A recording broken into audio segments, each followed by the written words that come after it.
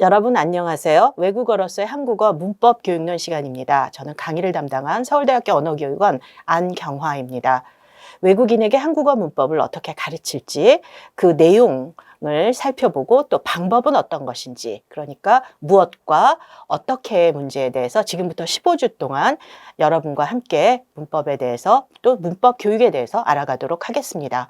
첫 번째 시간인 오늘은 기본적 이해를 위해서 몇 가지 개념을 살펴보는 것으로 시작하려고 합니다. 다음을 보시죠. 네, 일단 문법이 무엇인가? 우리가 학교 문법을 배우면서 문법에 대한 생각들이 있으실 텐데 몇 가지 대표적인 정의를 가져 나왔습니다. 근데 정의를 잘 살펴보면 그 초점이 조금씩 다른데요. 처음부터 읽어가면서 그 개념에서 시사하는 바가 무엇인지를 찾아가도록 하겠습니다. 첫 번째, 언어의 구조에 대한 기술이다. 또 한 언어에서 문장을 만들기 위해 단어나 구와 같은 언어적 단위가 결합하는 방식에 대한 기술이다. 그러니까 언어적 단위가 결합한다. 또 구조다라는 것이 있죠. 그러니까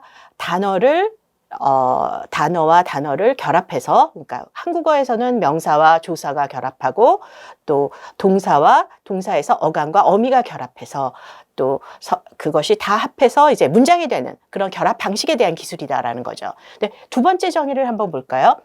형태가 전달하는 의미를 포함하는 문장 형성 규칙에 대한 기술. 자, 문장 형성 기술 규칙이니까 문장 형성은 여기서도 단어가 결합되는 방식이다가 연결이 되죠. 같은 얘기예요. 그렇다면 여기서 추가된 내용을 살펴보면 형태가 전달하는 의미죠. 여기서는 언어적 단위라는 것은 결국 형태라는 건데 거기에 추가되는 것이 바로 의미라는 것이 추가가 됩니다. 의미. 자, 그러면 의미를 생각해 보죠. 형태만 생각했는데 형태가 결합하는 방식인데 여기서 이제 의미까지도 생각하는 거죠. 저희가 문장을 만들거나 문장을 만들 때 그냥 형식만 연결하는 게 아니라 어떤 생각을 전달하는, 의미를 전달하는 것이 굉장히 중요하거든요. 그러니까 그 의미까지 포함된다. 그래서 의미를 포함해서 형태를 어떻게 결합시켜서 문장을 만드는가. 그러니까 저희가 생각하는 기본적인 어떤 사용 측면이 이 두 번째 정의에서는 드러난다고 할 수가 있습니다. 그런데 이제 세 번째 보죠. 통사론, 의미론, 활용론이 어떻게 상호작용해서 개인으로 하여금 언어로 의사소통하게 하는가 하는 연구. 그러니까 여기서 생각하는 건 뭐냐면 여기에서는 형태, 그리고 여기서는 형태의 의미라면 여기서는 지금 의사소통의 문제까지를 얘기를 했죠. 저희가 문법을 그러니까 왜 사용하는가를 생각해 보면 우리가 의사소통을 하기 위해서 문장을 결합해서 의미를 전달하는 거거든요. 그러니까 의사소통이라는 게 굉장히 중요한데 저는 왜 한국어 문법을 배우느냐라고 할 때 그냥 문법의 구조를 알기 위해서가 1번이고요. 구조와 그리고 그것이 어떤 의미를 포함하는가 가 2번이라면 나는 그것을 사용해서 한국어를 문장으로 만들어서 구사하겠다. 그것이 이제 3번에서 이제 그 드러나는 바라고 할 수 있습니다.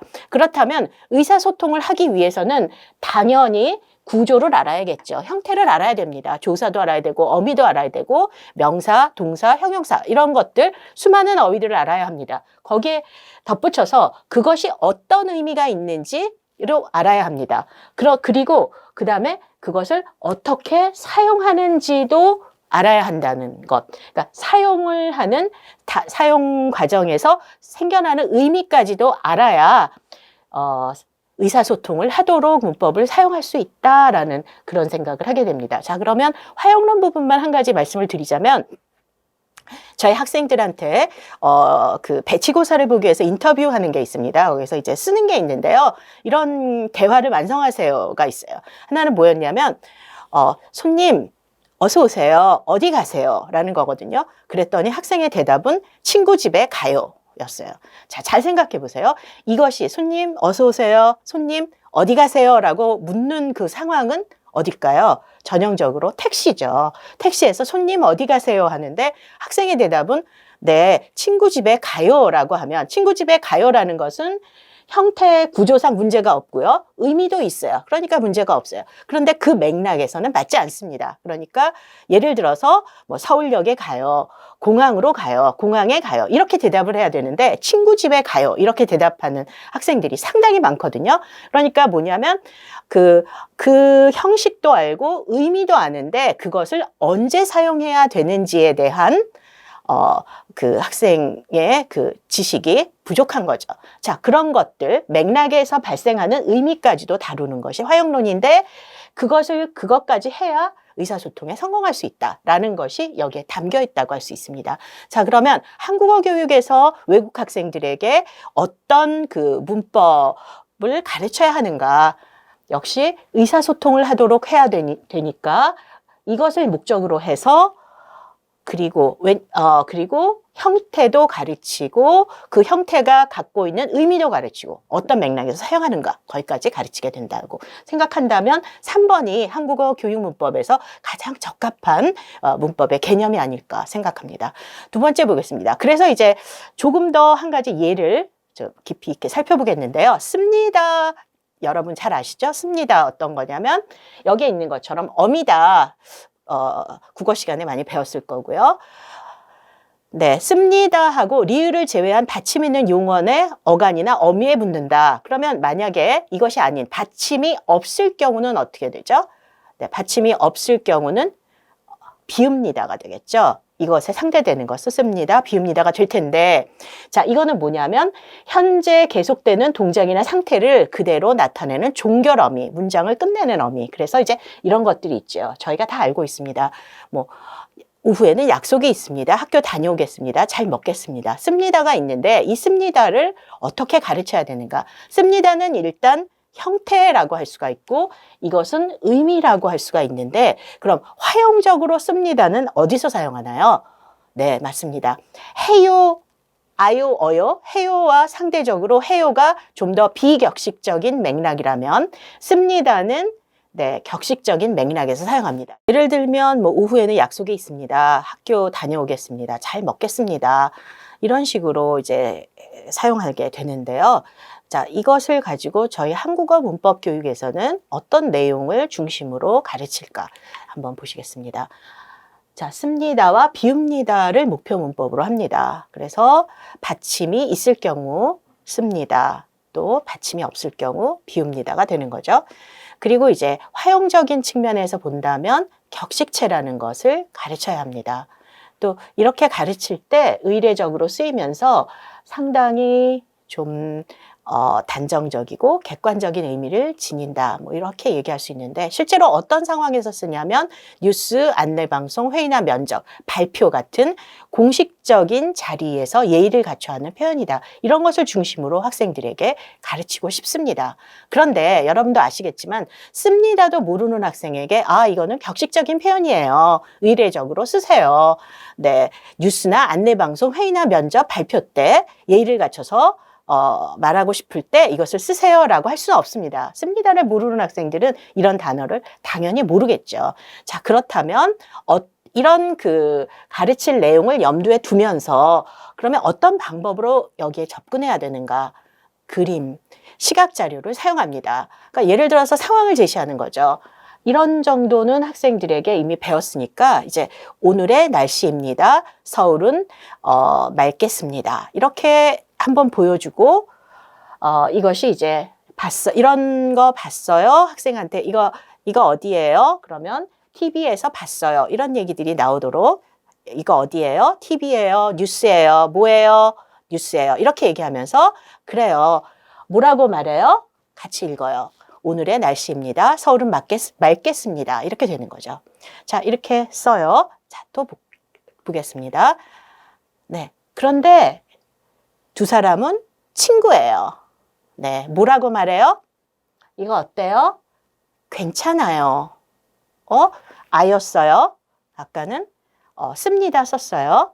어떻게 달라요? 다시 볼까요? 친구하고 말했어요. 괜찮아요. 어때요? 말해요. 자, 그 다음 볼까요?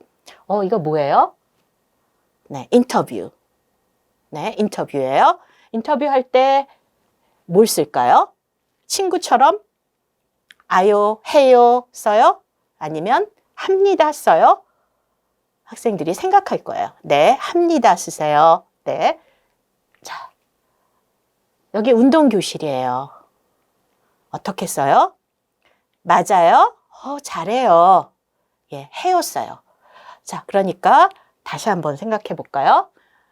네, 여기 또 한번 보죠. 다른 예가 있어요. 항상 서울 도시철도를 이용해 주셔서 고맙습니다. 지금 열차가 들어오고 있습니다. 네, 자, 여기에 뭐 썼어요? 뭐 써요? 해요 써요? 합니다 써요? 네, 합니다 써요. 여기 보시면서 합니다 써요. 네. 자, 그러면 다시 보겠습니다. 자, 언제 해였어요? 뉴스예요. 또 인터뷰예요. 또 친구와 말해요. 네, 운동해요. 자, 써요. 이렇게 써요. 네, 그러면서 언제 쓰는지 학생들이 생각하죠. 자, 그러면 여러분 한번 생각해 봐요. 자, 저는 마이크 있어요. 자, 마이크 있고 여러분 많아요. 제가 얘기할 거예요. 뭘 써요? 네, 합니다 써요. 그렇죠. 합니다. 그러니까 격식적인 상황이다라는 것을 격식적이다, 상황이다라고 얘기하지 말고 언제 써요? 네, 친구와 얘기해요? 네, 친해요? 안 친해요? 네, 이렇게 얘기하면서 격식적이다라는 말을 사용하지 않으면서 격식적인 상황이다라는 것을 말할 수가 있겠죠. 자, 이렇게 해서 할 수가 있고요. 자, 이럴 경우에 이제 그 문법의 개념을 조금 더 정리해 보면 이렇게 얘기할 수 있습니다. 전통적으로는 우리는 문법은 통사론과 형태론, 국어 문법에서는 전통적으로 형태론과 통사론을 포함하는 것을 문법이라고 생각을 했는데 이런 그 최근에는 의사소통 능력까지도 고려해서 의미론, 활용론까지도 크게 보면 넓은 의미의 그 문법이라고 보고 있습니다. 자, 여기에 이제 지나가는 참고로 우리는 의사소통 능력을 길러줘야 한다라고 얘기할 때 의사소통 능력에는 어떤 능력들이 있는지 한번 생각해 보면 예를 들어서 문법적인 능력이 있고요. 자, 그래서 의사소통의 능력을 길러주기 위해서 이제 문법을 가르친다라는 게 되는 거죠. 사회언어학적 능력이 있고요. 사회언어학적 능력은 그 화자, 청자, 말하는 사람, 듣는 사람의 위치, 관계에 따라서 달라지죠. 선생님께는 네, 합니까? 이렇게 해요라고 높이지만 친구 사이에서는 해라고 반말을 쓸 수가 있죠. 그런 어떤 화자, 청자의 사회적인 어떤 관계에 따라서 언어 표현을 결정할 때 또는 뭐 맥락에 따라서 달라지는 사회 어떤 맥락에 따라서 언어가 달라지는가라는 거고요. 담화라면 문장과 문장을 연결해서 의미적으로 더 큰 덩어리의 말을 할 때 그게 담화. 전략은 자신의 어떤 그 표현을 나타내기 위해서 쓸 수 있는 다양한 방법들을 얘기를 하죠. 자, 어쨌든 이들 문법 개념을 고려했을 때 우리 한국어 수업에서는 형태와 규칙, 그리고 의미, 그리고 기능과 사용, 어떤 기능으로 사용하는가, 어떻게 사용하는가라는 측면에서 가르쳐 줄 수 있고요.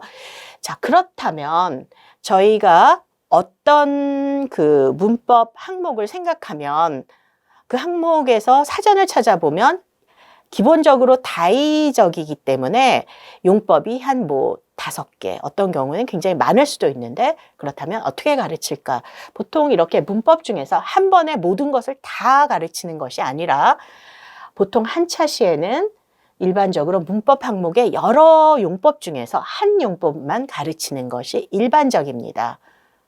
이제 get을 예를 들면서 한번 살펴보겠습니다. 네, get은 여러분 아시는 것처럼 그 미래일이나 사실은 미래라고 보기는 조금 어려운데요. 추측을 나타낸다. 그러니까 미래라고 보기 어려운 거는 뭐냐면 미래 시제라면 여기 at겠다 해서 여기 이제 at이 있는데요. 과거를 나타내는 네, at과 get이 이제 연결하기가 어려운 거죠. 과거하고 미래가 연결된다는 것을 생각하기 어렵잖아요. 그러니까 미래라기보다는 이제 추측에 해당이 된다고 할 수가 있는데 지금 떠나면 새벽에 도착하겠구나. 추측이죠. 또 지금 끝냈겠다. 뭐 이렇게 되는 추측을 나타내는 게 있고, 그다음에 화자의 의지를 나타내는 게 또 있습니다. 나는 시인이 되겠다. 나는 무엇이 되겠다. 그다음에 가능성이나 능력, 그런 거는 누구나 알겠다. 혼자 다 하겠니? 뭐 능력을 나타내는 이런 용법도 있고요. 또 볼까요?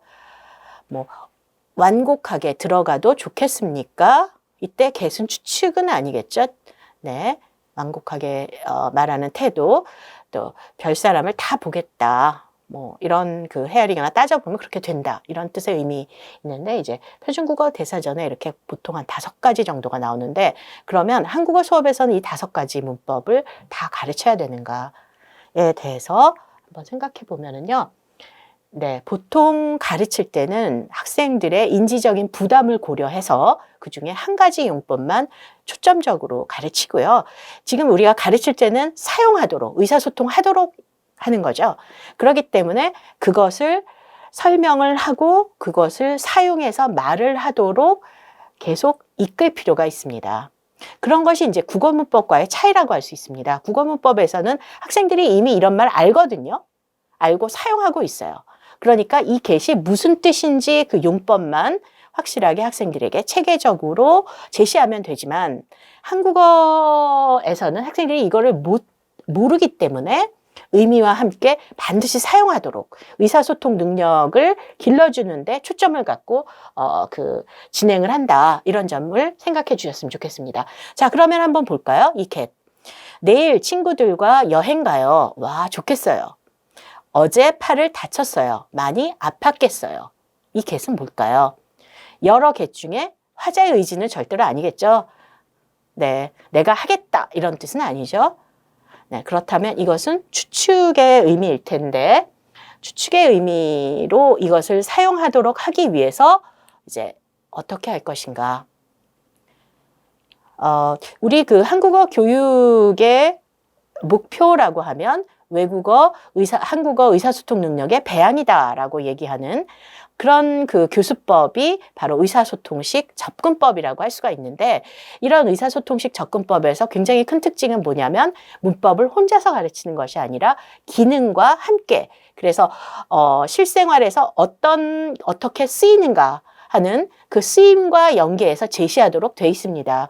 그리고 그 어떤 면에서는 문법보다도 기능이 더 중시된다고 할 수가 있는데, 자, 그래서 이제 만약에 그런 것이 나온다면 보통 우리는 교재를 가지고 하니까 교재에서 구성표를 살펴보게 되죠. 그러면 어떤 문법 get이 있으면 그것의 기능은 뭐고 어떤 기능으로 이것을 사용하도록 하는가, 그 다음에 어떤 활동이 있는가 를 검토해야 됩니다. 그러니까 문법을 가르칠 때 일단 사전적인 의미를 보고, 그 다음에 만약에 교재가 있다면 교재에 어떤 그 예문들이 나올 거예요. 그럼 예문들이 그 용법 중에서 어떤 것에 해당되는가, 5개 중에서 아까 get이라면 어떤 것, 기능을, 그리고 그 의미 중에서 그 의미가 맥락에서 어떤 역할로 쓰는가, 그 기능과 연결해서 용법을 확인하고, 자, 그렇다면 좋겠어요, 속상하겠어요, 재미있겠어요는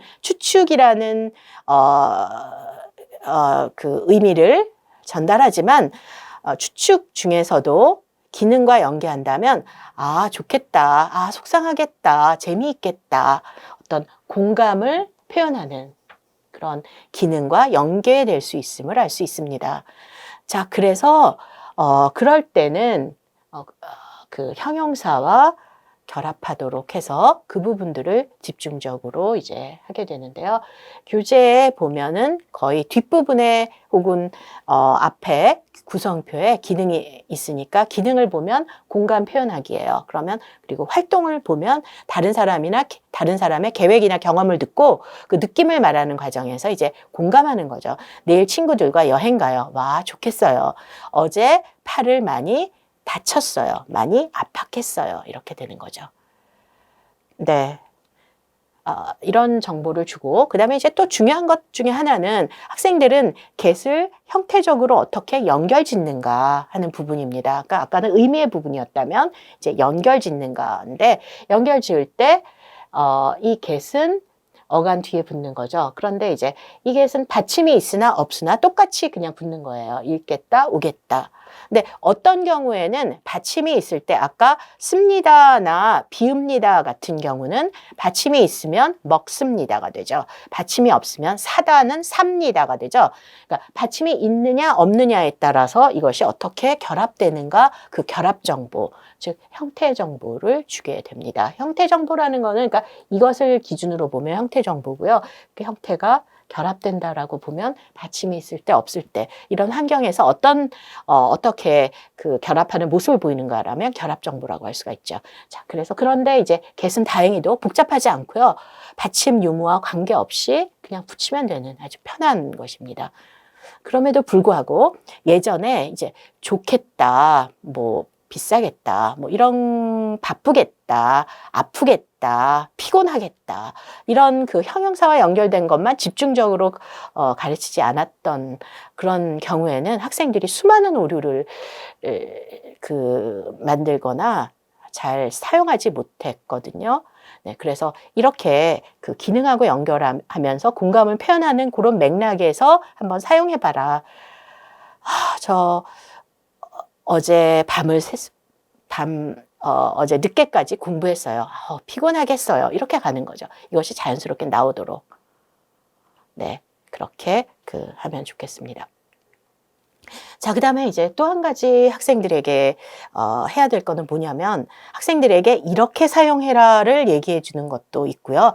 이렇게 사용하지 말라라는 얘기도 할 거예요. 그러니까 왜냐하면 자신에 대해서 뭐 추측하는 느낌으로 추정하는 느낌으로 얘기할 때 저는 1등을 해서 기분이 좋겠어요.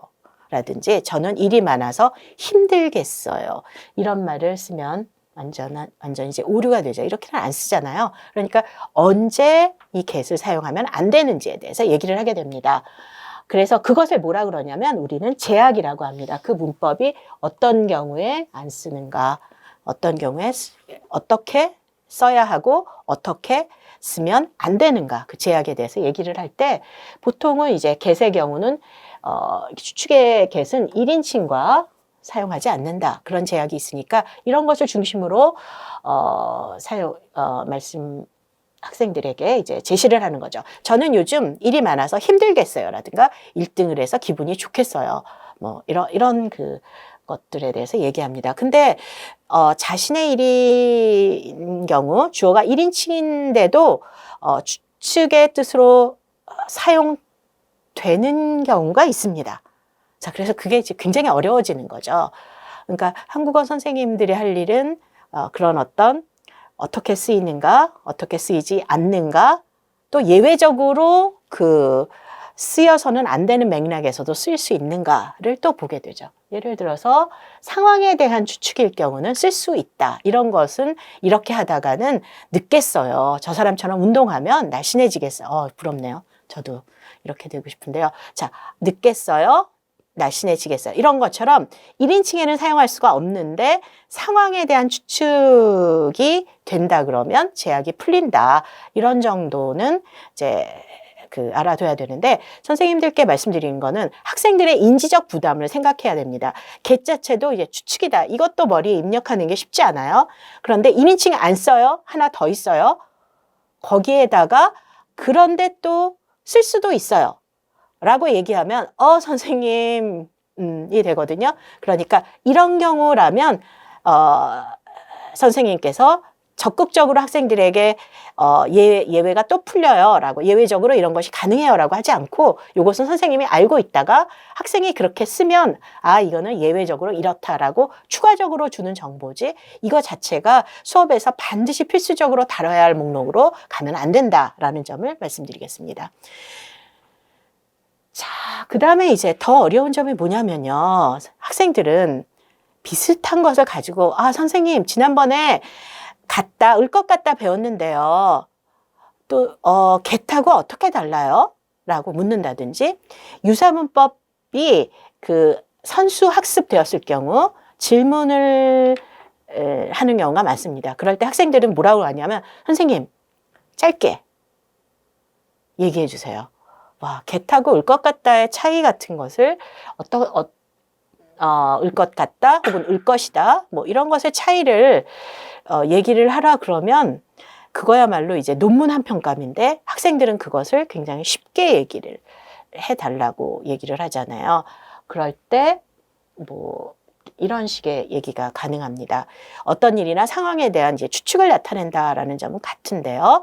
예를 들어서 네, 이게 좋겠어요 하고 이게 좋을 거예요. 이런 것의 어떤 차이 같은 것에 대해서 학생들이 물어볼 때요. 네, 생각해 보셨나요? 좋겠어요 하고 좋을 거예요. 그러니까 어떤 차이가 있는지. 둘 다 이제 추측이라는 점에서는 같을 거죠. 자, 근데 어떤 차이가 있을까? 주관적인 그 말하는 사람의 주관적인 생각이나 판단일 경우는 get. 그런데 말한 사람의 어떤 경험을 포함해서 좀 더 객관화될 수 있다면, 일반적 사실이라면 그러면 일 것이다를 사용하는 것이 좋겠다는 것입니다. 그러니까 예를 들어서 제 생각에는 이게 좋겠어요를 주로 많이 쓰고요. 전에 먹어봤는데 경험이 된다 그러면 이것은 을 거예요로 가는 게 좋습니다. 자, 일반적인 사실 같은 경우에 채소를 끓는 물에 넣으면 바로 익을 거예요. 이런 채소. 네, 이런 것 같은 것도 일반적 사실이나 경험의 바탕을 두고서 얘기할 수 있는 거죠. 자, 이런 것은 이제 get이 아니라 을 것이다를 사용을 하는데, 자, 그러면 이제 지금 학생들이 과연 이것을 물을 것인가, get을 얘기하는데 을 것이다까지 해서 서로 이게 좀 다르다라는 것을 말해야 되는가. 그런데 그거는 이제 각각의 가르치는 교재를 잘 보셔야 됩니다. 교육과정을 보시고 만약에 을 것이다가 선수학습 때는, 그러니까 교육과정상 앞에 이미 나왔다면 학생들이 물어볼 가능성이 거의 100%예요. 왜냐하면 추측이니까 둘 다. 그러니까 학생들한테 얘기할 때는 제 생각에는, 제가 생각해요. 제 생각에는 get을 쓰세요. 제가 했어요. 그런데 라고 하면 네, 을 거예요. 쓰세요. 이렇게 좀 아주 간단하게 설명해 주는 것이 필요합니다.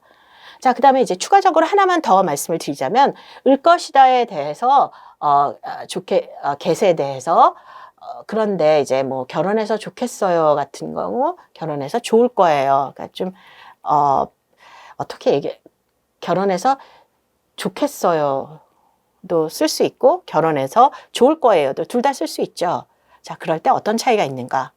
네, 결혼해서 좋겠어요는 주관적인 추측이겠죠.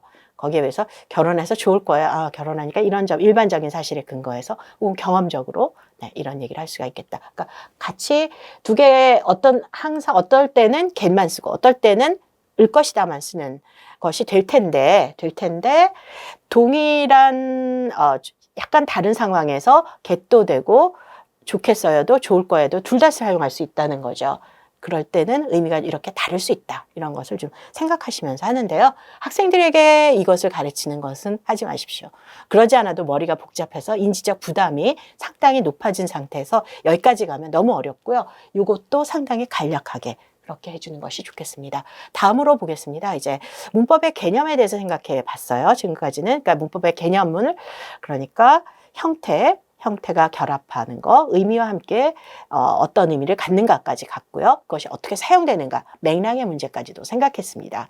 자, 그렇다면 조금 더 크게 생각했을 때 문법을 우리는 예를 들어서 문법적인 것을 고르세요라고 하는 것이 있었어요. 근데 실제로 우리가 문법적인 것을 고르는 그런 문제를 저희가 학교 때 많이 풀어봤는데 그 이유는 뭐냐면 문법적인 것은 네, 선생님 교재에 있는 거고요. 사실 우리가 사용하는 거는 좀 다르게 사용한다는 거죠.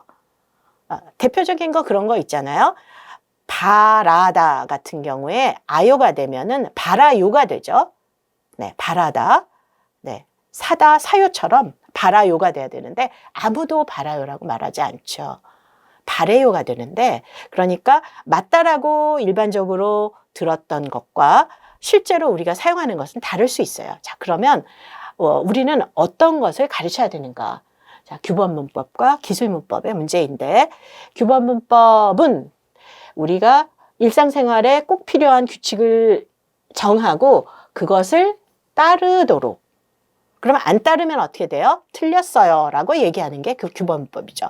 자, 기준에 따라서 그러니까 옳다, 그르다, 맞다, 틀리다 또는 문법적이다, 비문법적이다 얘기를 하는 거죠. 자, 그래서 그 어떤 기준으로 이제 옳다, 그르다를 얘기하는데, 그러니까 외국인들에게는 이렇게 맞는 것을 가르치는 것이 편합니다. 그것이 유용하다고 할 수 있습니다. 실용적이어서 실용문법 또는 학교에서 가르치기 때문에 학교문법이라고 하는데, 자, 왜 이것이 유용한가를 생각해 보면 어떤 사람, 예를 들어서 하려고 같은 거 생각해 보면 하려고라고 말하는 사람도 있고요. 하려고 어떻게 얘기하세요? 하려고라고 하는 분도 계세요. 또는 할라구라고 얘기하는 분도 계시죠. 자, 실제로 사용하는 기술적인 것을 생각해 보면 하려고도 있고 하려고도 있고 할라구도 있고 네, 이렇게 많아요. 그런데 그럼 그 중에서 그 많은 것을 만약에 기술문법이라는 옳다 그르다가 아니라 실제로 사람들이 사용하는 것에 대해서 그것대로 배운다고 하면 우리는 학생들은 벌써 하려고 하려고 할라구 적어도 3개 이상은 배워야 되는데, 그런데 여기서 표준적인 것은 하려고잖아요. 그러니까 그거 하나만 일단 가장 옳은 거 하나만 학생들에게 준다면 부담이 덜하고, 그 다음에 전체적으로 보면 의사소통에 큰 문제가 없어요. 그러니까 그런 면에서 중요한 거 하나. 그리고 실용적이라고 할 때 우리가 검색을 한다고 할 때도 뭐 하려고라고 치면은 수없이 많은 것이 많은 문서에서 그렇게 많이 사용하니까. 근데 하려고를 사용하는 사람은 좀 저는 잘 안 쓰거든요. 하려고 정도, 리을 하나 첨가시키는 그 정도로 써요. 그러면 하려고로 만약에 검색을 하면 몇 개 안 나오거든요. 그러니까 검색의 용이성이라든지 또는 그러니까 검색의 용이성은 이제 의사소통이 더 빈번하게 잘 이루어질 수 있다라는 거죠. 또 여러 개 중에서 하나만 배워야 되니까 인지적 부담이 덜하다. 자, 그래서 이런 것이 이제 규범 문법 쪽으로 가고 있다 생각하시고요. 자, 기술 문법 생각해 보시면 이제 문법 현상을 있는 그대로 기술한다라는 것이 있고요.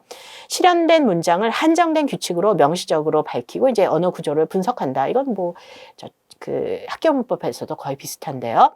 자, 그다음에 여기에서는 뭐냐면 규범 문법에서는 규칙에 맞는 언어 사용을 강조하고 그래서 그렇게 사용해라. 안 사용하면 틀린다 라고 하는 규범 문법과 다르게 올바른 문법만 사용하는 것이 아니라 실제로 쓴다면 그것도 분석 대상으로 삼는 거죠. 근데 사실 예를 들어서 명령을 생각해 보시면 명령은 당연히 동사 어떤 동작을 하라고 하는 거니까 동사하고만 붙여 하세요가 되죠. 해요. 그런데 행복하다는 형용사예요. 근데 우리는 그거를 명령의 의미로 행복하세요라고 얘기하죠. 자, 이런 것들 건강하세요. 이런 것들은 형용사를 명령형으로 사용하는 것은 일반적인 학교 문법에서는 조금 구분되는 그런 쓰임이라고 할 수가 있는데 자주 많이 사용되거든요. 그러니까 이런 것이 어떤 것인가 분석 대상으로 삼을 수가 있겠고요. 그 다음에 뭐 약속에 늦게 써서 전화로 뭐 할 때 이런 말 많이 요즘에 들리더라고요. 네, 그런 게 있고요. 그다음에는 뭐 제가 할게요 같은 게 있죠. 네, 제가 할게요가 있는데 이건 이제 맞는 건데 이제 지금부터 뭐 2층으로 올라가실게요. 이렇게 많이 사용하죠. 3층으로 가실게요. 그러니까 할게요는 원래 화자가 1인칭의 약속을 의미하는 그런 거거든요. 제가 할게요. 그런데 이제 엘리베이터에서 많이 듣는 얘기죠. 2층으로 가실게요. 자, 지금부터 주사를 맞을게요. 뭐 이렇게 사용하는 것은 이제 1인칭이 아니라는 점에서 올바른 문장이라고 볼 수가 없지만 그렇게 많이 사용하는 어떤 기술적인 측면에서는 어떤 상황에서 사용하는가를 한번 밝혀볼 필요는 있을 텐데 그럴 때 사용하는 게 이제 기술문법입니다.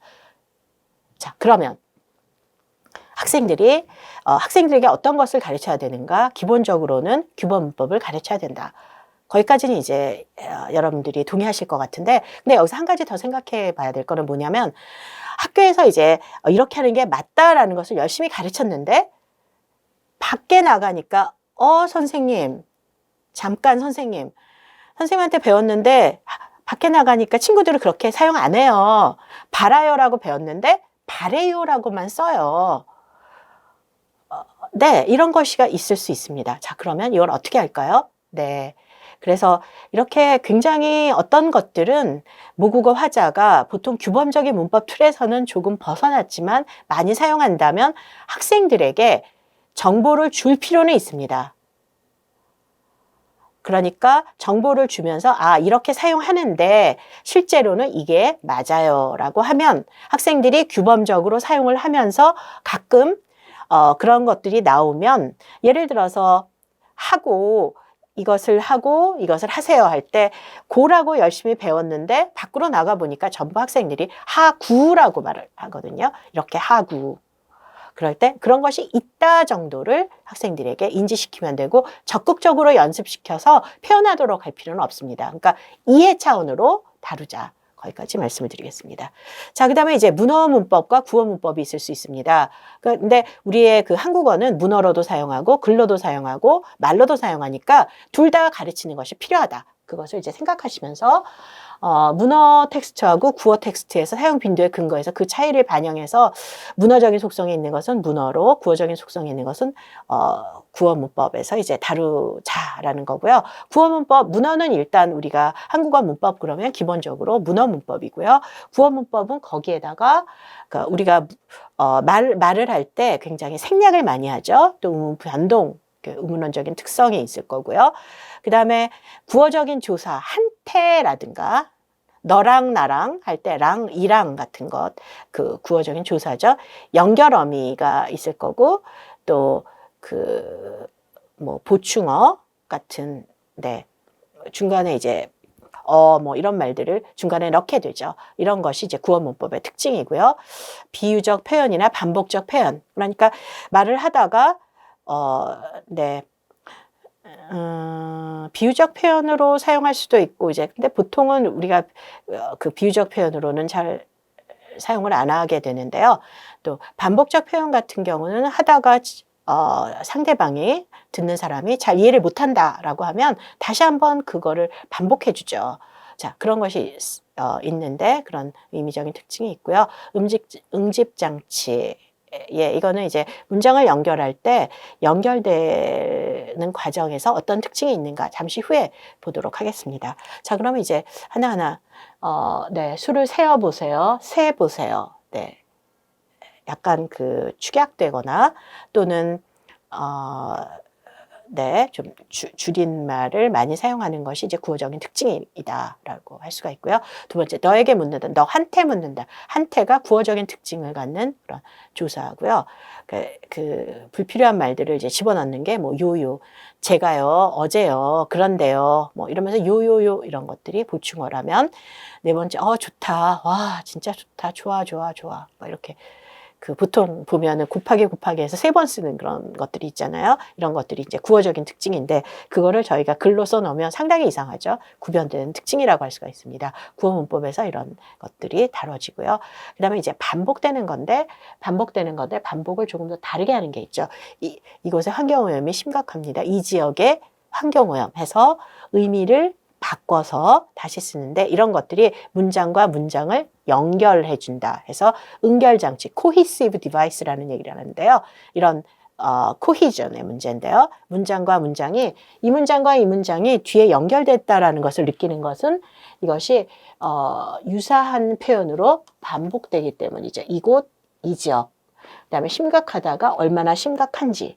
그다음에 또 이 문장과 이 문장의 연결은 이것이 이제 이렇게 되는 것, 이런 것들이 구어 문법에서 많이 사용되는데 이런 반복의 그러니까 동일한 표현이 계속 다르게 나타나는 응집장치, 이런 것도 이제 구어 문법의 특징이라고 할 수가 있습니다. 자, 그다음에 이제 구어와 문어, 말과 글을 얘기할 때 우리가 조금 좀 조심할 게 있습니다. 우리가 생각할 때는 뭐냐면 구어는 대체로 비격식적이고 문어는 격식적일 거다. 그런데 잘 생각해 보면 격식성과 문어 구어성 이것은 좀 구별되는 개념이라서 비격식적인 구어 텍스트, 그러니까 격식성과 이제 구어가 연결됐죠. 비격식적인 문어 텍스트, 격식적인 구어 텍스트, 격식적인 문어 텍스트. 죄송합니다. 여기 오타가 났습니다. 죄송합니다. 네, 바꿔주시고요.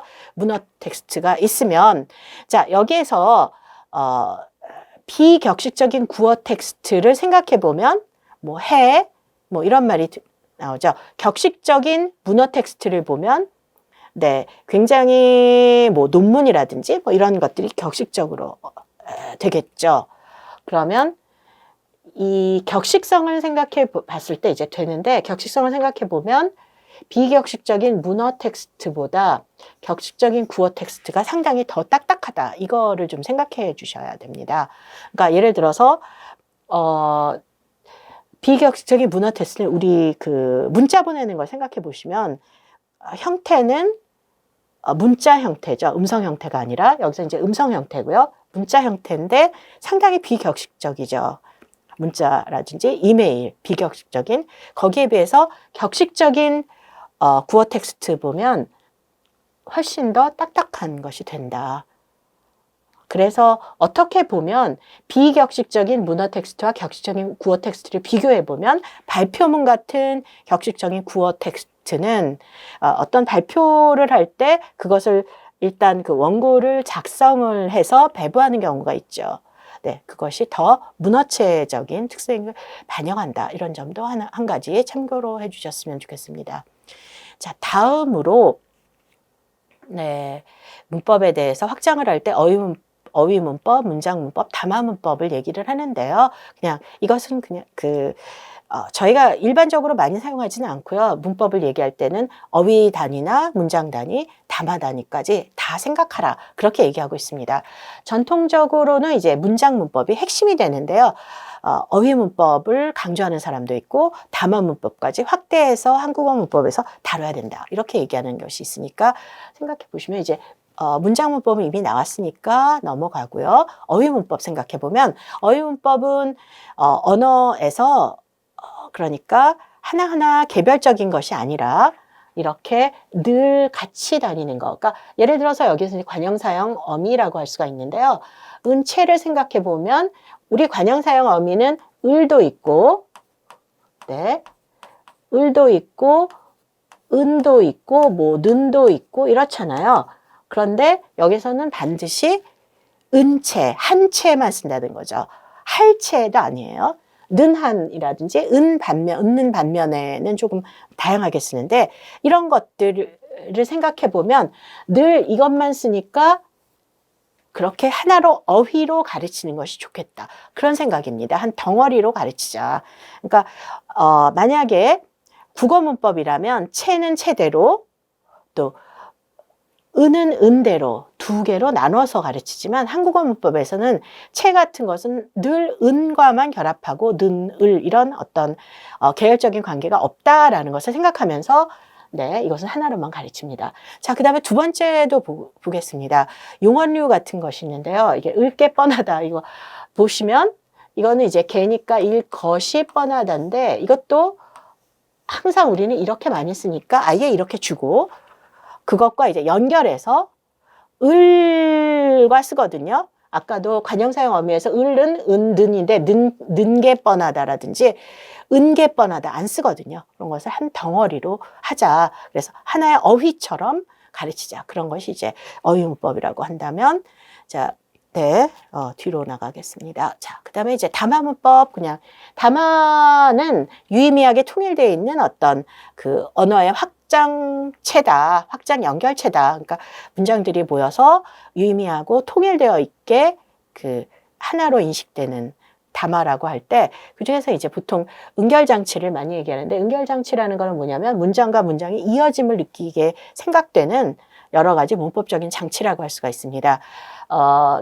예를 들어서 어떤 그 문장을 보면 문장들이 쭉 이어진다라고 생각하면 예를 들어 동사 형태라면 시제 같은 것이 있으면 이거는 전부 다 동일하게 과거가 돼 있으면 이게 이제 하나의 담화구나. 그런 생각을 두게 한다든지 생략되면 가니 가 뭐 이런 이제 그 담화가 있다면 이런 그 구어체 담화겠죠.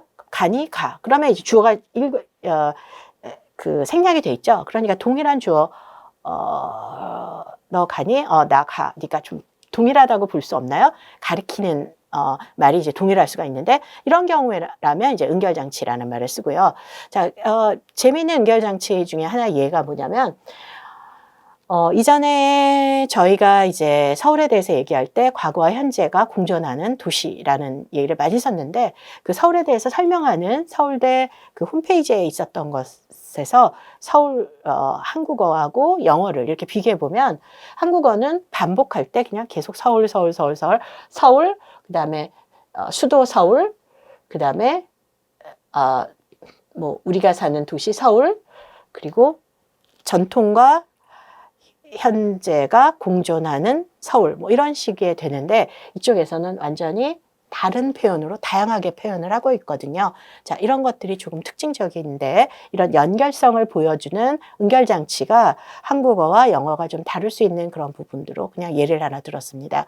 자, 그다음에 담화를 얘기할 때 구정보, 신정보를 얘기합니다. 구정보는 뭐냐면 이미 알고 있는 거죠. 네, 옛날에 한 여자아이가 살았다. 이거는 신정보죠. 근데 그 애는 하면 이것이 이제 신정보고 그 애가 되면 구정보죠. 구정보가 되고 신정보가 될 때 신정보는 이 가를 쓴다든지 담화 맥락에서 구정보는 는을 쓴다든지 해서 학생들에게 이런 정도는 처음에 나올 때는 이가 쓰세요. 몰라요. 그러니까 이가 쓰세요. 다음에 나올 때는 알아요. 는을 쓰세요. 그래서 이가 는의 한 가지 차이를 이런 식으로도 얘기할 수 있습니다. 다음 구어 문법의 이제 담화 형태를 보면은 구어 같은 경우는 예를 들어서 상황에서 그 맥락에서 여러 가지 상황들이 이제 생략이 되죠. 근데 문어로 간다면 큰 소리를 듣고 놀라서 뭐 이런 식으로 다 그 기술을 해야 된다라든지 일상 대화 학문 영역 직장 영역이냐 어느 영역이냐에 따라 담화역이 달라져서 네. 예를 들어서 이런 경우 보면 나는 이렇다고 본다. 이런 거는 네, 예를 들어서 학문 영역에 보면 보고서에서 절대로 안 쓰죠. 보고서에 혹은 또는 논문에 나는은 쓰지 않거든요. 그러니까 그런 것을 주관적인 어떤 주장을 하더라도 객관화된 서술이라고 합니다. 객관화돼서 서술해야 되기 때문에 나를 쓰지 않죠. 그래서 그러면 나를 쓰지 않고 뭘 써요? 로 보인다 해서 피동을 쓰면서 주어를 생략해 버리죠. 네, 이런 식의 어떤 특징을 보인다라든지 격식체, 친밀체, 담화 이런 것들이 담화 문법에서 다루고 이것을 한국어 문법에서 군데군데에서 다루고 있습니다. 자, 이제까지 그 문법에 대해서 살펴보았는데요. 문법은 전통적으로는 언어에 내재하는 규칙과 체계를 다루는 형태론과 통사론을 포함하는 개념이었는데 최근에는 의사소통 능력이 강조되면서 문법의 영역이 의미론, 화형론까지 확대되고 있고 그런 것을 한국어 교육문법에서는 받아들인다. 그런 개념과 관련해서 정리를 했고요. 자, 유형과 관련해서 규범문법, 기술문법, 문어, 구어, 어휘 문법, 담화 문법 등이 있는데 기본적으로 규범문법을 중심으로 하되 기술문법에 대해서는 2회 차원으로 다룰 수 있고 문어 문법과 구어 문법은 둘 다 다뤄야겠죠. 근데 이제 전통적인 어떤 문장 문법을 기준으로 해서 어휘 문법과 담화 문법이 있다. 그것도 그 한국어 교육에서의 한 가지 특징으로 다룰 수 있다라는 말씀을 드리겠습니다. 자, 이런 것들은 생각해 보시고요. 자, 다음 차시에는 한국어 문법 교육의 기본적인 이해를 위한 개념에 대해서 또 몇 가지를 살펴보도록 하겠습니다. 이상으로 1주차 1차시를 마치겠습니다. 수고하셨습니다.